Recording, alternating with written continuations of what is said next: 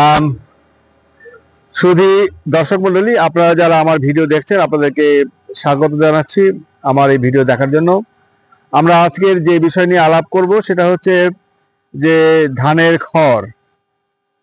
খড় নিয়ে আমরা আলাপ করব। আপনারা জানেন যে বাংলাদেশের এই অঞ্চলে মানুষ ভাত খায় এবং ভাত খাওয়ার কারণে আমাদের জমিতে ধান চাষ করি এবং ধান চাষ করার কারণে আমরা ধানের খড় হিসাবে ধানের যে উপজাত খড় পাই এবং এই খড় আমরা গরুর খাদ্য, গবাদি পশুর খাদ্য হিসাবে বিবেচনা করি এবং এই গবাদি পশুর খাদ্য হিসাবে খড় যে বিবেচনা করি, এই খড় অত্যন্ত নিম্নমানের খাবার হওয়ার কারণে এই অঞ্চলের যে গবাদি পশুগুলো সেগুলো আসলে নিম্নমানের হয়ে থাকে, অর্থাৎ হয়েছিল প্রাকৃতিকভাবে এটি বিন্যস্ত।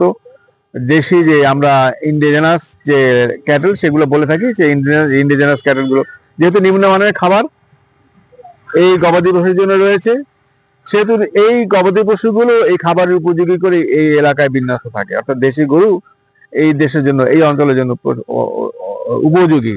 এবং যে দেশি গরুর উৎপাদনশীলতা অনেক কম, আপনারা জানেন যে 1.5 লিটারের মতো উৎপাদনশীলতা। আমরা বাংলাদেশের যে ডেইরি ডেভেলপমেন্টের কথা যদি চিন্তা করি তাহলে এই জাতীয় গরুগুলো দিয়ে কিন্তু আমাদের সেটি সম্ভব নয়। পাশাপাশি এই খড় খাওয়াইয়াও কিন্তু, খড়ের মান যদি বিবেচনা করি, খড় খাওয়াইয়াও কিন্তু আসলে এই গরুর উৎপাদনশীলতা বাড়ানো সম্ভব নয় এবং এটি হচ্ছে অত্যন্ত ব্যালেন্স একটা অবস্থা। এখন এই অবস্থা থেকে উত্তরণের উপায় কি সেটি নিয়ে আমরা আলাপ করবো। তার আগে আমরা লক্ষ্য করি যে এই যে খড় রয়েছে, এই খড় দেখেন, এই খড়গুলো কিভাবে রাখা হয়েছে। অনেকদিন ধরে রাখার কারণে এর যে উপরের অংশটা কিভাবে নষ্ট হয়ে গিয়েছে এবং এমনিতেই খড়ের পুষ্টিমান অনেক কম এবং বর্তমান সময়ে যে উন্নত জাতের খড় খাওয়ানোর কারণে, উন্নত জাতের ধান উৎপাদনের কারণে এই খড়ের পুষ্টিমান আরো কমেছে, কারণ এটি নিম্নমানের খড় উৎপাদন করে থাকে। আপনারা লক্ষ্য করেন এই গবাদি পশুগুলোকে যে খাওয়ানো হয়, এই খড় খাওয়ানোর জন্য এখানে বেঁধে রাখা হয়, অর্থাৎ এখানে বেঁধে রেখে এটা খাওয়ানো হয়। এই বেঁধে না রাখলে এটি আসলে খায় না। দেখেন এই বেঁধে রাখার কারণে এবং এইটি যখন লম্বা করে রশিটা বাঁধা হয়েছে, দেখেন এই কিন্তু খড়ের দিকে যাচ্ছে না, এই গবাদি পশুগুলো কিন্তু সে ওই সামান্য যে ঘাস সেটির দিকে খাচ্ছে, অর্থাৎ এটি আসলে খড় কিন্তু গবাদি পশুর পছন্দনীয় খাবার না। এবং সেটি লক্ষ্য করেন অল্প পরিমাণ হলেও সে কিন্তু ওই অল্প পরিমাণ সবুজ ঘাস খাচ্ছে। এইরকম একটি অবস্থায় হলে আপনাকে যদি বেঁধে রাখা হয় এখানে এবং লম্বা সময়ের জন্য, তাহলে আপনিও কিন্তু খড় খেতে বাধ্য হবেন। খড় খেয়ে আপনার জীবন যাপনের জন্য চেষ্টা করবেন, এটি কিন্তু নিশ্চিত। ঠিক গবাদি পশুর কি অবস্থা, এই গবাদি পশুকে পশু উৎপাদনশীলতা বাড়াতে গেলে আমাদেরকে এই খড়ের উপর নির্ভরশীল হলে চলবে না। আমরা ইতিমধ্যে বলেছি যে এই খড় একটি ধানের উপজাত। যেহেতু আমাদের দেশে মানুষ ভাত বেশি খায় এবং বেশি পরিমাণ ধান উৎপাদনের জন্য জমি ব্যবহার করা হয়, সেজন্য আমাদের এটি উপজাত হিসেবে আমরা পেয়ে থাকি। আমি চাচা মিয়ার কাছে শুনতে যাবো, অর্থাৎ উনি কিন্তু আসলে এটা মালিক। চাচা মিয়া, আপনি এই খড় যে আপনি কিনেছেন, আমি শুনেছি আপনি খড় কিনেছেন, এই খড় কত করে কিনেছেন? হ্যাঁ, ধাপ্পা মানে অর্থাৎ বেশি পরিমাণ নাম পরিমাপ করে আনুমানিক কত টাকা মন হইতে পারে? 600 টাকা মন। 600 টাকা মন অর্থাৎ 40 কেজির দাম 600 টাকা যদি হয়, তাহলে 1 কেজির দাম পড়ে 15 টাকা। 1 কেজির দাম 15 টাকা।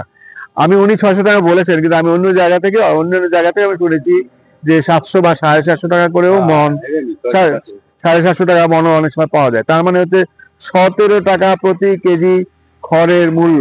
অর্থাৎ এই খড় 17 টাকা দিয়ে কিনে আপনি খাওয়াবেন আপনার গবাদি পশুকে, অথচ এর ভিতরে পুষ্টিমান অনেক কম। তাহলে এই গবাদি পশুগুলো উৎপাদনের জন্য খরচ কি পরিমাণ বেড়েছে, এটি আমাদের বিবেচ্য বিষয়।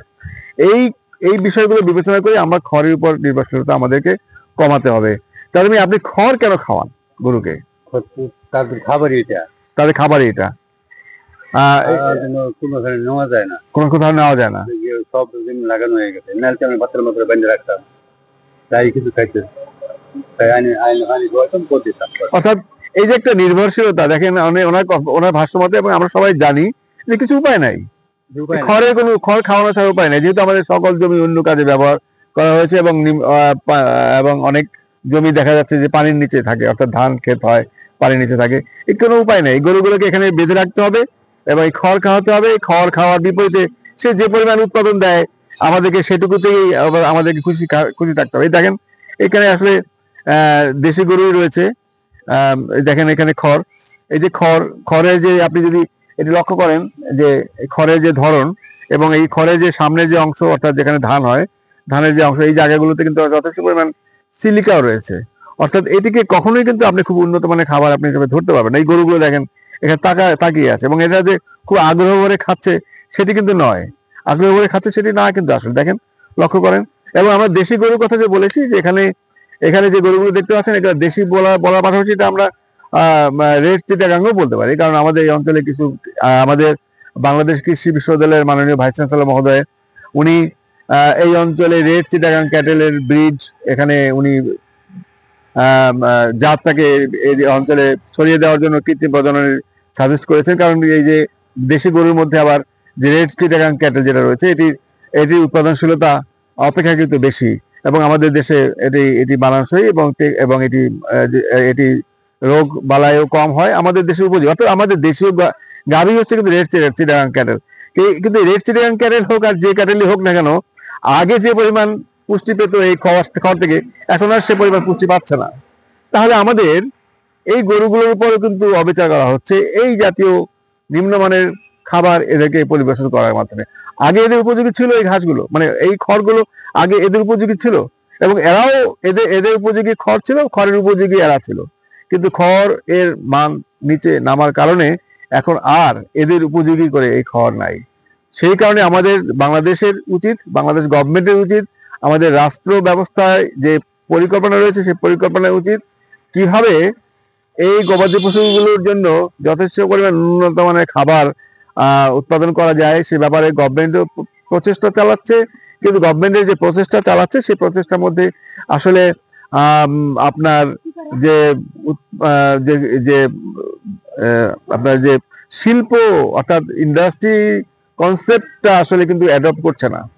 অর্থাৎ আপনাকে যে ফিড প্রোডাকশন বা রাফেজ প্রোডাকশনের যে ইন্ডাস্ট্রিয়ালাইজেশন সেটি নিয়ে কিন্তু এখানে কিন্তু করা হচ্ছে না, যার কারণে আমাদের উচিত হবে এই বিষয়টাকে বিবেচনা করে আমাদের রাষ্ট্রীয় পরিকল্পনাতে এটি বিন্যস্ত এইদিকে ঘোরাও, রাষ্ট্রীয় পরিকল্পনাতে এইটিকে আমাদের সন্নিবেশন করা যে কিভাবে এই গরুগুলোর জন্য ইন্ডাস্ট্রি ডেভেলপমেন্টের মাধ্যমে খাদ্য উৎপাদন করে এবং সেগুলোকে প্রক্রিয়াজাত করে এদের কাছাকাছি নিয়ে আসা যায়।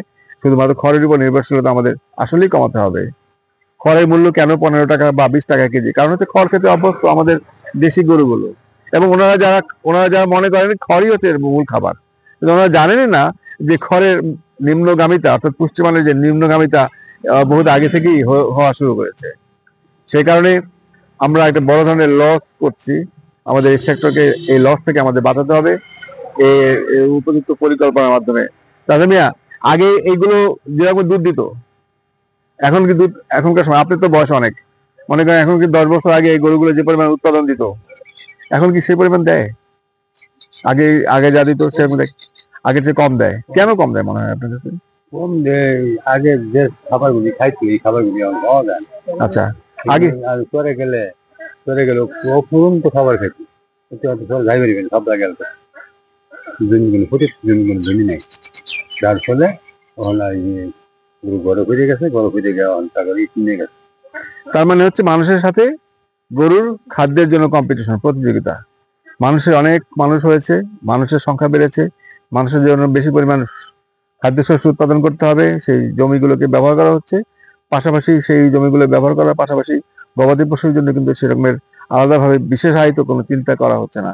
অথচ আমরা নিজেরাই কিন্তু লুজার হচ্ছি, অর্থাৎ নিজেরাই কিন্তু এখান থেকে যে ভালো মানের খাবার অর্থাৎ দুধ বা মাংস আসতো সেখান থেকেও আমরা কিন্তু বঞ্চিত হচ্ছি সেই তুলনায়।